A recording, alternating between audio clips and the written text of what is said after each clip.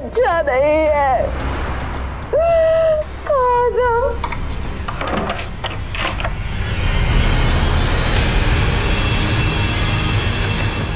दरवाजा खोलो।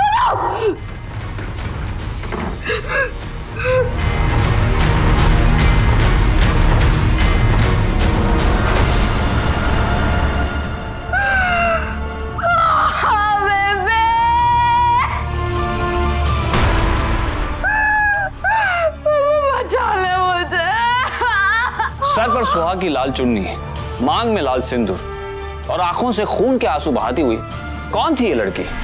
कम उम्र में शादी के बंधन में बंधी इस नवविवाहित लड़की की जिंदगी क्यों महज 1 महीने के भीतर सिस्कियों में सिमट गई?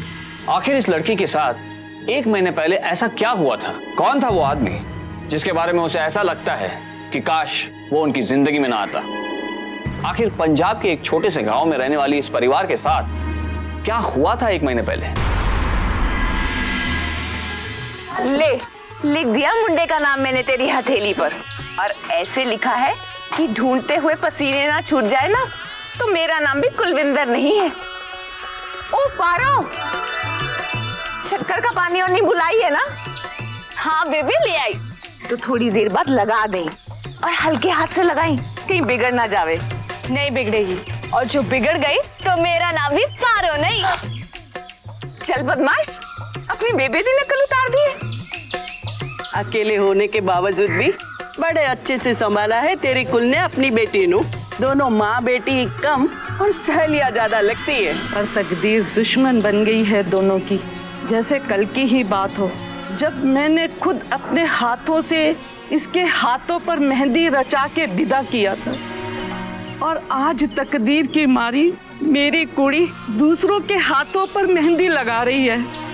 दिन रात मैं वाहिगुरु जी से यही अरदास करती हूँ कि मेरे मरने से पहले कोई आए और इसको भी ब्याह करके ले जाए। बड़ी चिंता लगी रहती है इसकी। तुसी चिंता ना करो बहन जी, बाबा जी सब अच्छा करेंगे। सुनो पूछण, हाँ शाजी, ये 13 डब्बे हैं, 6 लड्डू दे, ये 7 बर्फी दे, लेकर जा। और एक बात ध्यान से सुन, वहाँ जाकर अपनी नजर इधर उधर मत भटकाना, काम खत्म होते ही तुरंत वापस आना। तो शाजी किसी फिक्र ना करो, मैं पुणे गया और मिठाई पहुँचा कर आया। फिक्र कैसे ना करूँ, तेरी आदत से जो परेशान हूँ। जो तूने मेरे से पैसे उधार नहीं लिए होते ना तो मैं कब से तुझे काम से निकाल देता। और कान खोलकर अब मेरी बात सुन, 10 दिन के अंदर अंदर तूने मुझे मेरे पैसे वापस नहीं किए ना तो 11वें दिन मैंने तेरा सामान उठा के बाहर फेंक देना कमरे से। गाल समझ में आई? शायद ही आप भी ना सवेरे सवेरे शुरू हो जाते हो। मैं मिठाई पहुंचा कर आया, जल्दी जा।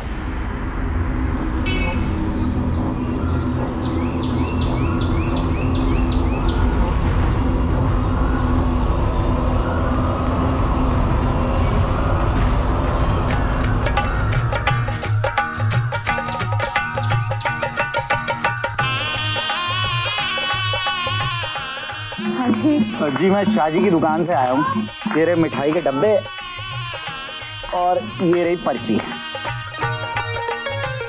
मेनू तो पढ़ना अंदर नहीं है, तो आप ही 10 तो की लिखा है इसमें। तो कोई नहीं जी, ये 6 डब्बे लड्डू के और ये 7 बर्फी के डब्बे, कुल मिला के हो गए 13 डब्बे। हिसाब देख लो। ठीक है जी, पूरे में। आप देख के पैसे दे दो। मैंने दुल्हन की माँ ने दिए, पूरे 2000 है। तो मेहंदी लगाते हो आप? हाँ जी। वो जी बड़े सबाब का काम है जी, वो पैसे भी अच्छे मिलते होंगे। पैसे कितने मिल जाते हैं? वो जी क्यों, आपके यहाँ भी किसी की शादी है? किसी को मेहंदी लगवानी होगी? नहीं जी, मैं तो बस ऐसे ही पूछ रहा था जी। वो वैसे भूषण नाम है जी मेरा, भूषण। ये 13 ते आज दे 2 मिलाकर हुए पूरे 15। अभी तो और 3 शादियां बाकी है बेबे। इस बार तो बड़ी मेहर हुई है ना बाबा जी की हम पर। बाबा जी के साथ पिंड वालों की भी तो कितनी मेहर है ना हम पर पुत्र, जो हमें ही बुलाते हैं मेहंदी लगाने वास्ते। वरना और भी तो जनानियां हैं पिंड में मेहंदी लगाने वाली होंगी, लेकिन मेरे बेबे जैसी मेहंदी की नमूने कोई बनाकर दिखाए तो मानू। सबसे बढ़िया नमूना तो मैंने अब तक बनाया ही नहीं है लाडो, बचा के रखा है तेरे हाथों के वास्ते।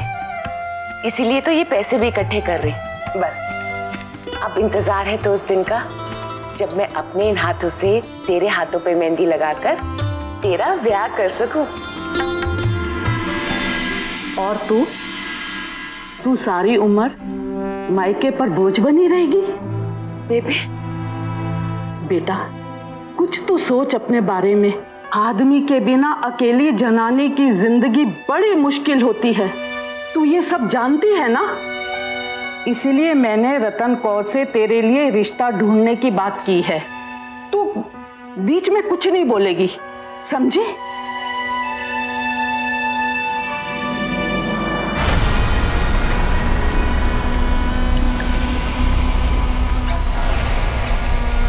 यार बल्ली, एक गल दस, वो मेहंदी वाली के बारे में मैंने तेरे को बताया था ना, उसके बारे में जानता है? ओए बड़ी चंगी जनानी है। हाँ, और उसके पति को छोड़े कई साल हो गए। छोड़ दिया। ओए अब तो सुना है कि उसकी बेबे नया रिश्ता ढूंढ रही है उसके लिए इस उम्र में। रिश्ता ढूंढ रही है? हाँ।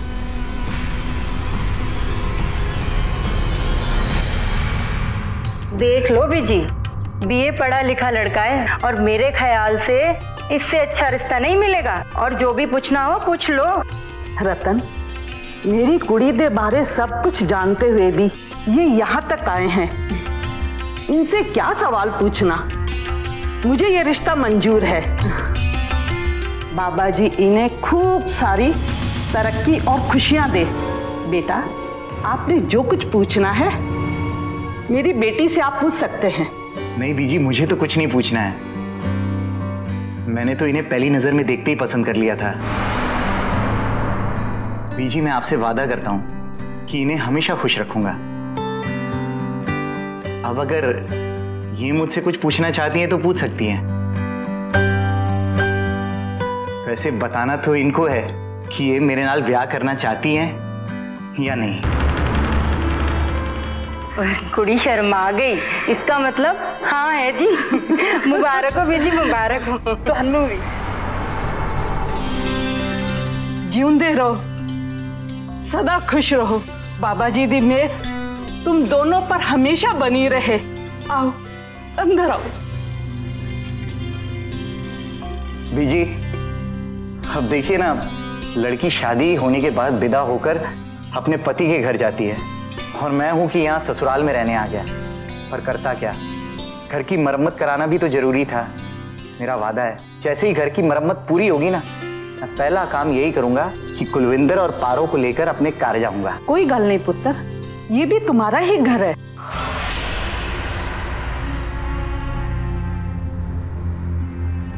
मैनू पता है तुझे बिल्कुल अच्छा नहीं लग रहा है ये सब। भूली नहीं है ना तू अपने पापा जी को? भूली तो मैं भी नहीं हूं पुत्र, पर क्या करती, इतना सब कुछ अकेले संभालते संभालते थक गई थी मैं। तेरे ब्याह वास्ते अच्छा मुंडा लपना, तेरा ब्याह करके तेनू तेरे घर भेजना, और जब तू चली जाएगी तो पीछे से मेरा क्या होगा, बस इसीलिए। बेबे, मुझे तुझसे कोई शिकायत नहीं है, तेरी कोई गलती नहीं है।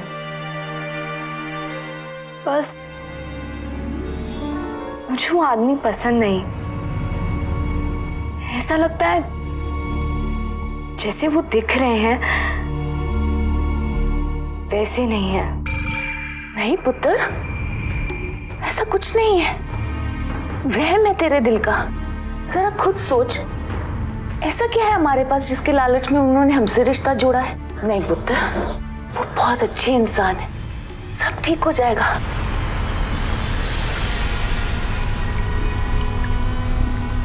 ओए भूषण, तू खुश तो है ना? ओए पता था मेरे को, वो तू थक गया था उस शाहजी के पास काम करते करते। तो कभी लड्डू बनाओ, कभी इमरती बनाओ, और वो शाहजी एक चखने के लिए भी नहीं देता था। लेकिन कहते हैं ना भूषण कि हर किसी दा टाइम आंदा है और तेरा टाइम ना आ चुकिया है।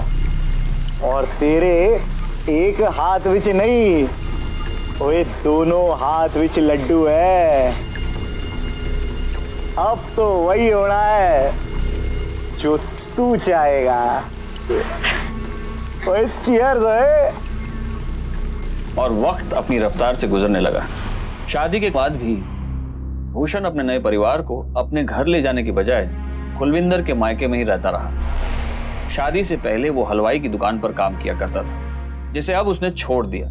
अब उसका एक ही काम था, साये की तरह कभी कुलविंदर और कभी पारो के पीछे लगे रहना और उन्हें यह यकीन दिलाने की कोशिश करते रहना कि वो कितना अच्छा इंसान है। इतने साल अकेले जिंदगी गुजारने के बाद अचानक मिले भूषण के साथ ने कुलविंदर के दिल में कभी यह सवाल नहीं आने दिया कि भूषण उसे सहारा देने के बजाय खुद उसके सहारे पर जिंदगी गुजार रहा है। इस सब के बीच कुलविंदर की बेटी पारो वो अकेली इंसान थी जिस पर अब तक भूषण का जादू नहीं चला था और जिसे भूषण की कोई भी बात कभी पसंद नहीं आती थी। लेकिन वो जितना भूषण से दूरी बनाए रखने की कोशिश करती है, भूषण उसके करीब आने की कोशिशें और तेज कर देता है।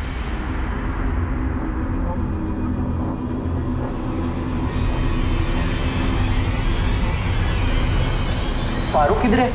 आई नहीं खाने पे? अभी आती ही होगी। आप लो ना। आ गई। ओ पारो, तू इतनी दूर क्यों बैठी है? इधर आ, मेरे पास बैठ, साथ में खाना खाएंगे। जा बैठ अपने पापा जी को, जा। तो आजा पारो।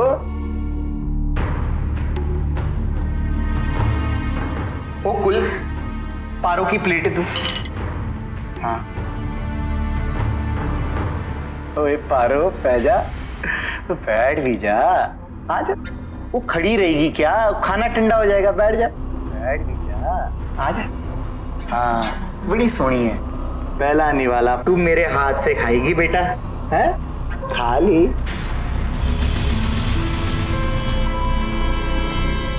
बड़ी प्यारी है पारो, तू बहुत अच्छी लड़की है। ओए कुल, वो सारा प्यार तूने ही लुटा देना है पारो के ऊपर। वो मेरा भी तो हक बनता है, मुझे भी तो मौका दे। चल उठ। आओ जी। तो मैं भी तेल लगाऊंगा इसको।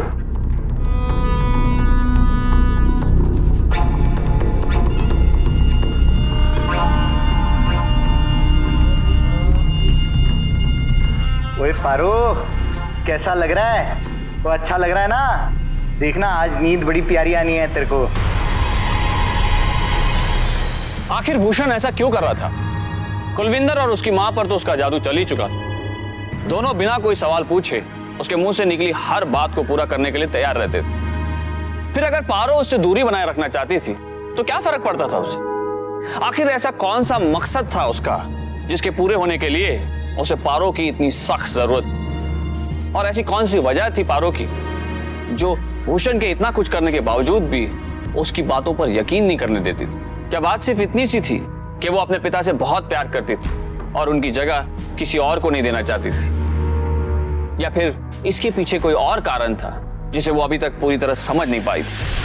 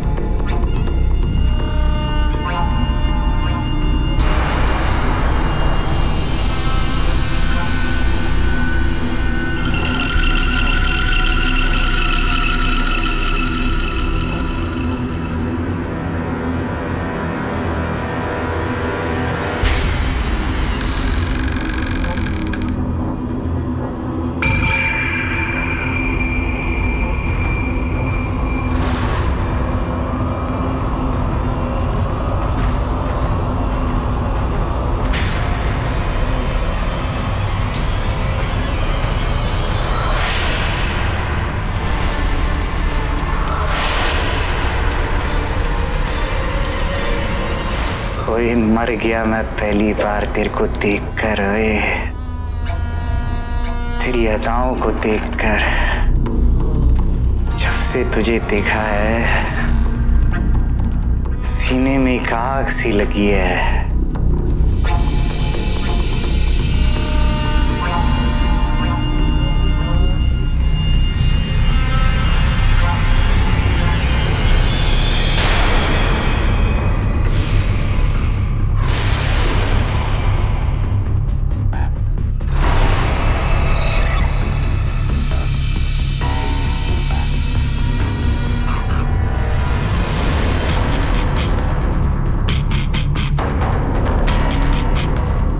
देख, मेरी तड़प महसूस हो रही है तुझे? कैसे तड़प रहा हूं मैं तेरे लिए। हाँ पारो,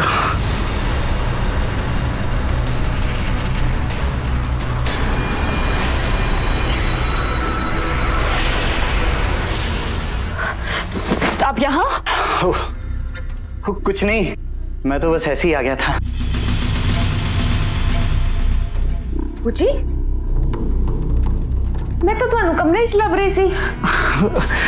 मैं तो बस देखने आया था कि बच्ची ठीक तरीके से सोई है या नहीं। सो जा पुत्र। तो ये था भूषण का असली मकसद, जिसके चलते उसने कुलविंदर से शादी की थी। ये था उसका वो घिनौना चेहरा जिसे वो अपनी अच्छाई के नकाब के नीचे छिपाए था। भले ही उसका गंदा मकसद अभी पूरी तरह से पारो समझ नहीं पा रही थी, लेकिन इस घटना के बाद उसे इतना तो महसूस हो चुका था कि भूषण की नजर उसके लिए ठीक नहीं है। ना तो भूषण उसे अपनी बेटी मानता था और ना ही बेटी की तरह देखता था। लेकिन ये सब जानने के बावजूद भी पारो ने ये बात अपनी मां को नहीं बताई। पारो को ऐसा लग रहा था कि उसके पास अपनी इस बात को कहने का कोई ठोस आधार नहीं था।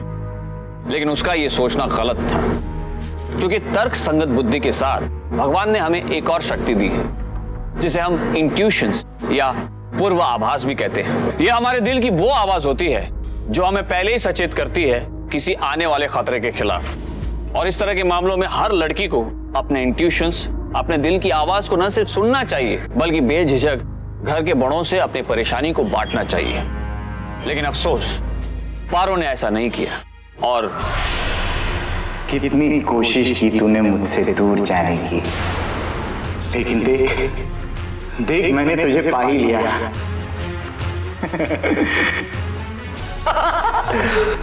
अब बच के कहां जाएगी मुझसे? आजा। की होया भूषण जी? भूषण जी, कोई सपना देखा आपने? कुछ नहीं, थोड़ा सिर में दर्द है। ਤੁਸੀਂ ਦੱਸ ਦਿੰਦੇ ਮੈਨੂੰ ਤਾਂ मैं दबा देंदी सी। सुनिए जी। हाँ जी। एक गल करनी सी आपसे, पारो के बारे में। पारो? पारो के बारे में? हाँ जी, साडी पारो है ना, बड़ी होशियार कुड़ी है, पढ़ाई का बड़ा शौक है उसे। तो मैं सोच रही थी कि आपने तो इतनी पढ़ाई की हुई है, तो अगर रोज शाम को आप थोड़ी देर उसे घर पर पढ़ा देते तो। ओए फुल, तू भी ना कमाल करती है। वो ये कोई पूछने वाली बात है? मैं तो इस बात को लेकर हैरान हूं कि ये ख्याल मेरे को पहले क्यों नहीं आया। वो कोई नहीं, मैं कल से ही उसको पढ़ाना शुरू कर दूंगा। ठीक है? ठीक है जी, तुसी सो जाओ हुन।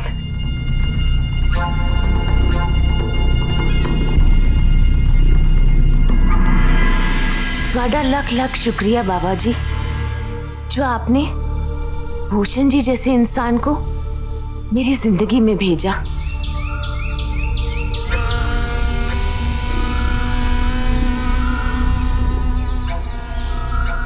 तो बस भी कर, अब कितनी पढ़ाई करेगी तू? कुछ मेरे साथ बात कर, कुछ अपनी कह, कुछ मेरे दिल की सुन। वो चाहता हूं मैं तुझे। समझ रही है ना तू मैं क्या कह रहा हूँ? जी बुला रही है। ओए सुन, बैठ। कोई गल की है, बिना आवाज के ही आवाज सुनाई दे जाती है तेरे को। और ये जो मेरा दिल है, हाँ, इसकी आवाज नहीं सुनाई देती। तू ना मेरे को बहुत अच्छी लगती है। ये कैसी बातें कर रहे हैं आप? बात नहीं, मैं तेरे को बहुत पसंद करता हूँ। आजा बहुत अच्छी लगती है तू, मेरी करीब आ। आज बेबी बेबी की होया पुत्र, की होया? बेबे मुझे नहीं पढ़ना इनसे, मुझे नहीं पढ़ना इनसे। की गल है पुत्र, की गल है? वो कुछ नहीं कुल, वो पढ़ाते वक्त मैंने इसको थोड़ा सा डांट क्या दिया, इसने तो रोना शुरू कर दिया। वो पारो, मैं वादा करता हूँ कि आज के बाद ना मैं तुझे कभी नहीं डांटूंगा। सच्ची, चाहे ना तो तू ही मेरे को डांट लेना, ठीक है? लेकिन रोना नहीं है। तेरे आंसू ना मुझसे देखे नहीं जाते। तू तो जानती है ना कि कितना प्यार करता हूं मैं तुझसे। ए की कह रहे हो तुसी बाप हो, इससे इतना प्यार कर दे हो तो डांटने का हक भी तो बनता है ना आपका। और पारो, स्कूल में मास्टर जी भी तो डांट देते हैं ना कभी कभी। जो इन्होंने डांट दिया तब की होया। बस अब पोंछे आंसू और पढ़ाई कर दिल लगाकर। चल। मैं नहीं पढ़ूंगी इनसे, नहीं पढ़ूंगी। मैं देखती हूँ।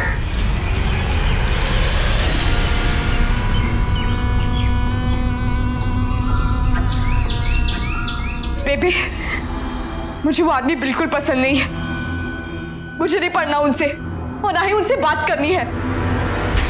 अब तक नाराज है तू उस बात पे? अरे डांट दिया सो डांट दिया, भूल जा उस बात को और मन लगाकर पढ़ाई कर। जो तू भी मन लगाकर पढ़ाई करेगी तो वो क्यों डांटेंगे तुझे? आखिर पापा जी है वो तेरे, कोई दुश्मन थोड़े ही ना है।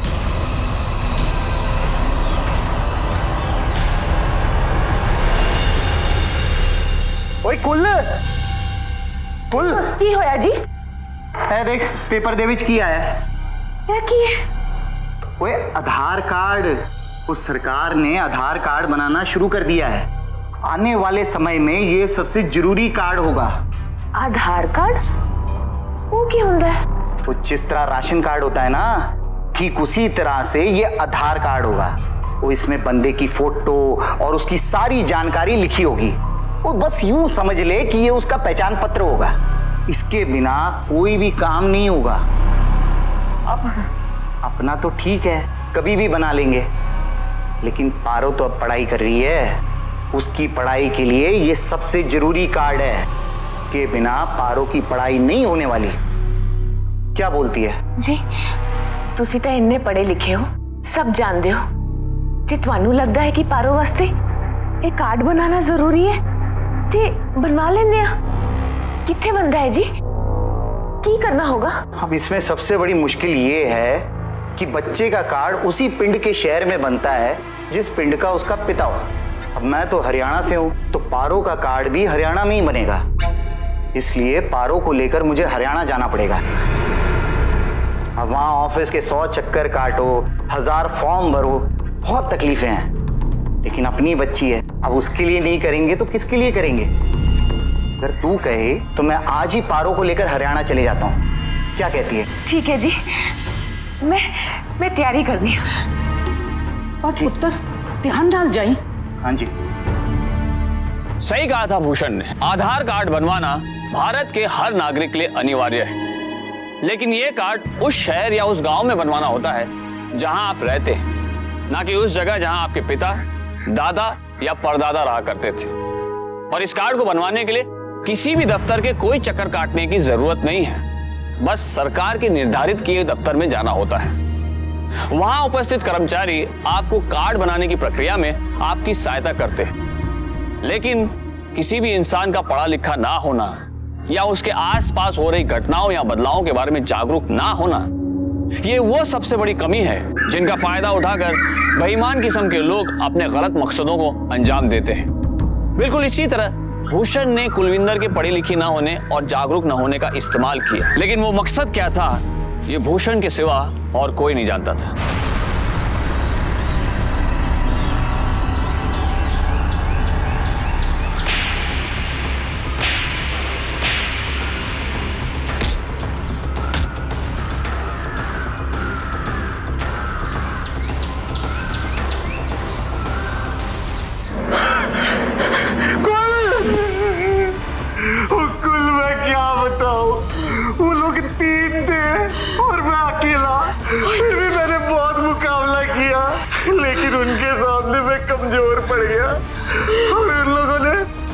उन लोगों ने पारो को अपने कब्जे में कर लिया।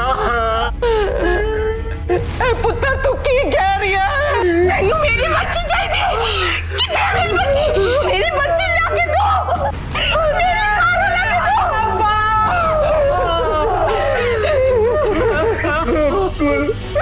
कुल ये सब मेरी वजह से हुआ है। मैं इसका जिम्मेवार हूँ। मैं कसम खाता हूँ कि मैं पारो को सही सलामत इस घर में लाके रहूंगा। और जब तक पारो नहीं आएगी मैं इस घर में नहीं आऊंगा। मैं कैसे भी करके पारो को लेकर आऊंगा।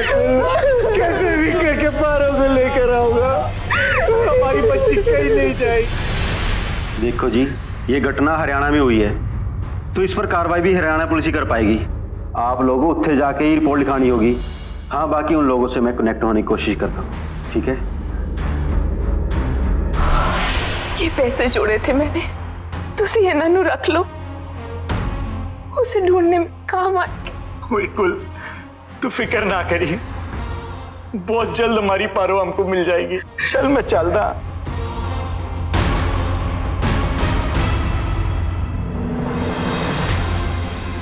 कुलविंदर की सारी जमा पूंजी लेकर पारो की किडनैपिंग की रिपोर्ट लिखवाने और खुद उसकी तलाश करने का वादा करके भूषण हरियाणा के लिए रवाना होगी। कुलविंदर के लिए उसकी बेटी से जुड़ी किसी भी खबर के इंतजार का एक एक दिन एक एक साल की तरह बीत रहा था।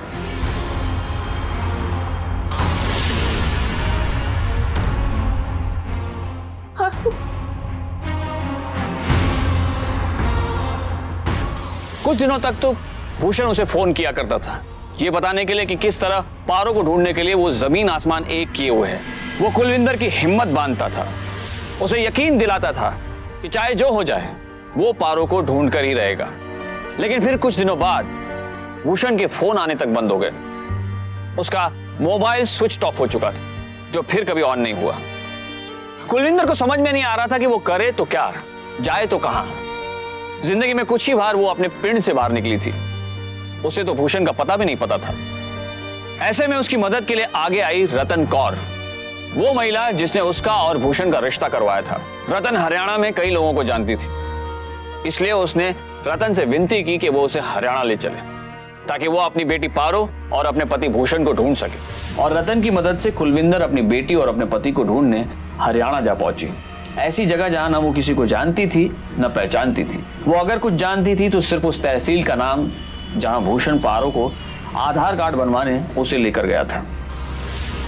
किसी तरह लोगों से पूछती हुई पहले वो उस तहसील के पुलिस स्टेशन पहुंची, लेकिन वहां जाकर उसे जो कुछ पता चला उसने उसकी उलझन और चिंता को और बढ़ा दिया।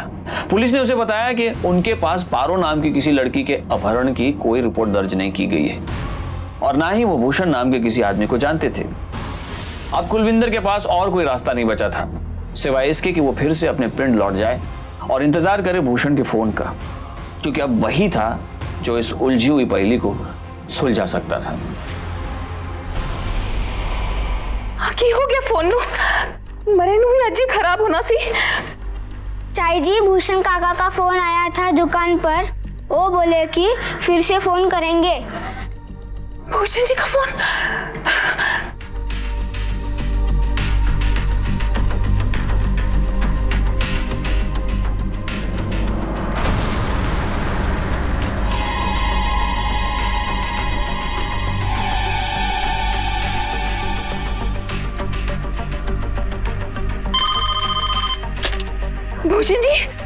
भूषण जी किथे हो तुसी?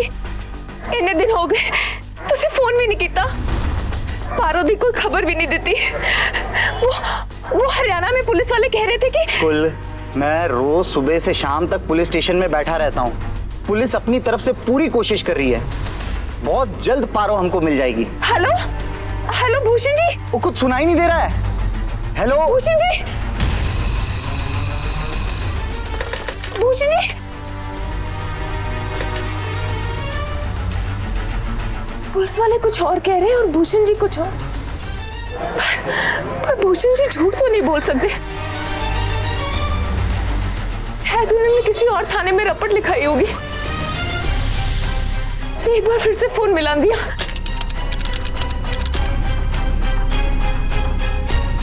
फोन बंद आ रहा है। की करा, कहां से पता लगा?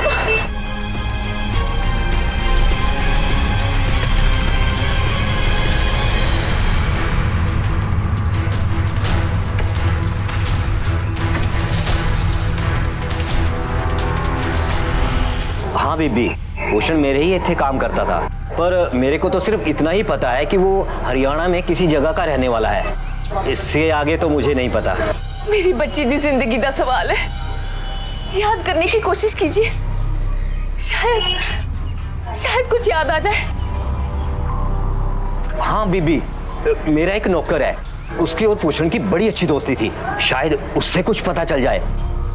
बल्ले वो परजाई जी कई बार बातों बातों में वो हरियाणा के किसी बिलादी गांव का नाम लिया करता था। वो कहता था कि वही उसका घर है। बस मैनू इतना ही पता है। बिलादी? और भूषण जी ने तो कुछ और नाम बताया था अपने गांव का। वो राजी, याद कीजिए, शायद उन्होंने कुछ और भी बताया हो। मैनू बस इतना ही पता है।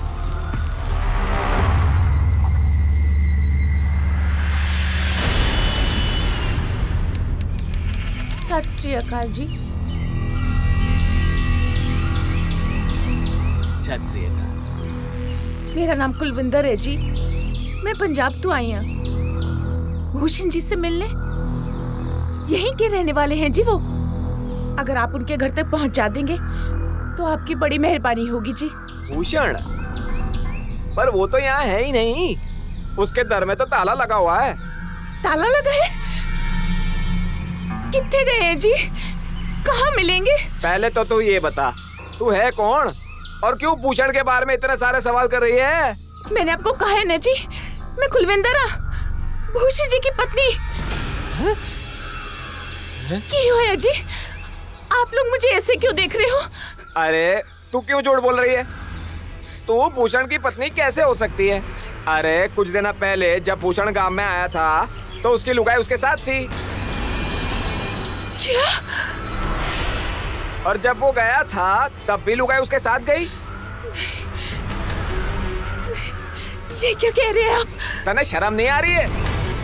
इस उम्र में तू किसी और के पति को अपना पति बता रही है? क्या कह रहे हैं आप लोग? ऐसा नहीं हो सकता। मैं पत्नी हूँ भूषण जी की, कुलविंदर। 1 महीना पहले ही तो हमने गुरुद्वारे में शादी की है जी। अच्छा शादी की गुरुद्वारे में? अरे चलो अपना काम करो, क्यों झूठ बोल रही है? चलो। नहीं जी,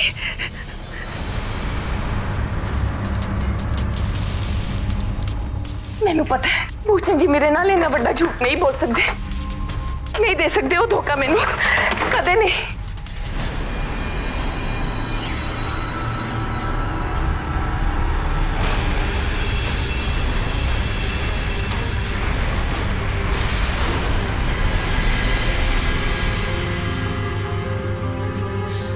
साहब जी, मैंने रपट लिखानी है अपने पति के खिलाफ। कोई अपने पति के खिलाफ? बैठ।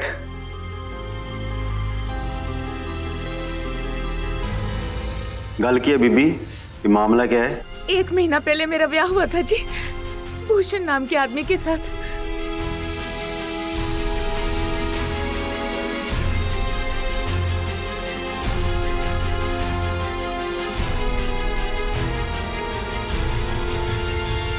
तो ये है भूषण तेरा पति?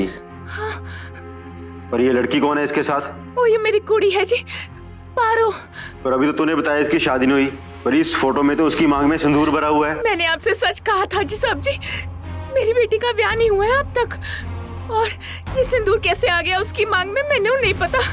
वो फोटो में ना भूषण है उसके साथ, उसी को पता होगा इस सब के बारे में। साहब जी आप ढूंढो ना भूषण को, उसी को पता होगा मेरी धी का है।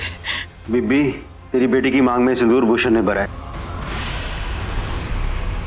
ये है मेरी सर्टिफिकेट, यानी कि शादी का प्रमाण पत्र। इसमें दूल्हे की जगह भूषण का नाम है और दुल्हन की जगह पारो का, यानी भूषण ने तेरी बेटी से शादी कर ली है।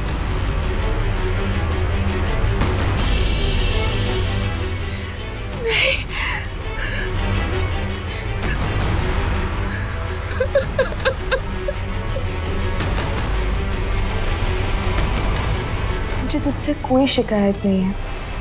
मुझे वो आदमी पसंद नहीं। की होया पुत्र? की होया? बेबे मुझे नहीं पढ़ना इनसे, मुझे नहीं पढ़ना इनसे। क्यों नहीं मानी मैंने तेरी बात पारो? क्यों किया उस कमीने पे भरोसा? क्यों क्यों? नहीं, ये आंसू बहाने का वक्त नहीं है।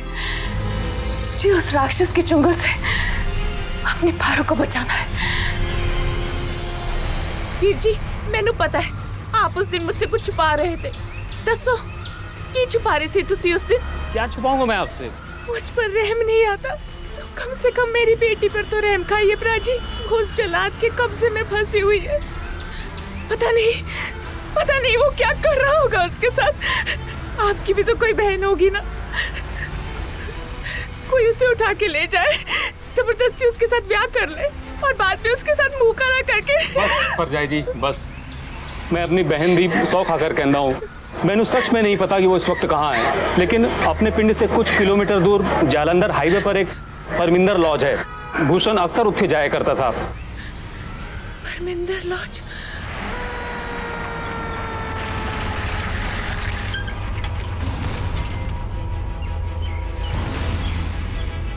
वो कौन है?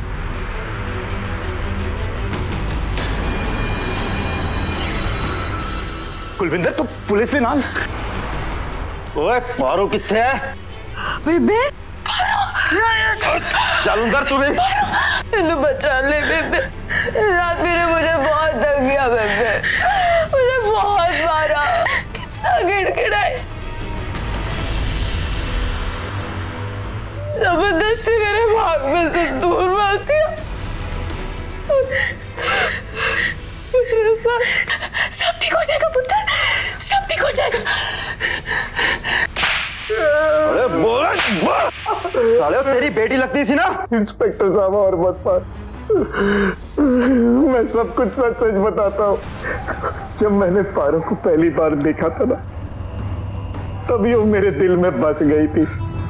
और मैं जानता था जी कि मेरा उसके साथ ब्याह नहीं हो सकता, इसलिए मैंने कुलविंदर से शादी कर ली। मैंने सोचा कि एक बार मैं घर में आ जाऊंगा, उसके बाद में मैं पारो को अपने करीब कर लूंगा। जब घी सीधी उंगली से नहीं निकला तो मैंने उंगली टेढ़ी कर दी। पारो को अपने साथ हरियाणा लेकर आ गया। मैं आपके आगे हाथ जोड़ती हूँ, मुझे बेबे के पास ले जाओ। बेबे के पास जाना है तुझे? 16 साल रही ना उसके पास, फिर भी दिल नहीं भरा तेरा। कितना दूर भागती थी तू मुझसे, जब भी तेरे पास में आता था हाथ भी लगाने नहीं देती थी। अब भागकर कहाँ जाएगी? अनजान शहर है, जाएगी तो जाएगी कहाँ? ये ले लाल जोड़ा ब्याह का। अब तेरे को मेरे साथ ब्याह करना ही पड़ेगा। प्यार से पहन ले, नहीं तो मुझे पहनाना भी आता है।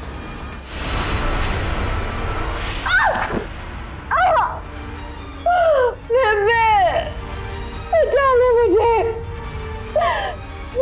कहा था ये आदमी अच्छा नहीं है, कहा था। साले तो एक मिनट भी ले नहीं सोचा तेरी बेटी हो। और तेरे जैसे बंदे नू तो जिंदा जला देना चाहिए, समझा तो?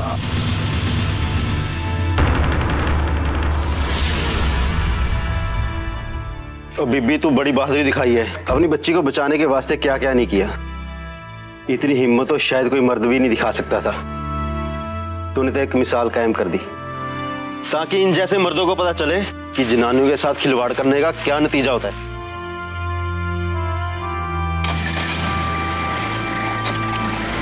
कुलविंदर के परिवार को सरकार ने 50,000 रुपए का मुआवजा भी दिया। कुलविंदर ने अपनी बेटी को बचाने के लिए जो भी किया वो काबिल तारीफ था। अक्सर कहते हैं कि अंत भला तो सब भला, लेकिन क्यों हम हमेशा सिर्फ एक भले अंत से खुश और संतुष्ट हो जाते हैं? क्यों नहीं बात करते उस शुरुआत के बारे में जहां से जुर्म और अन्याय से जुड़ी इस तरह की कहानियां शुरू होती हैं?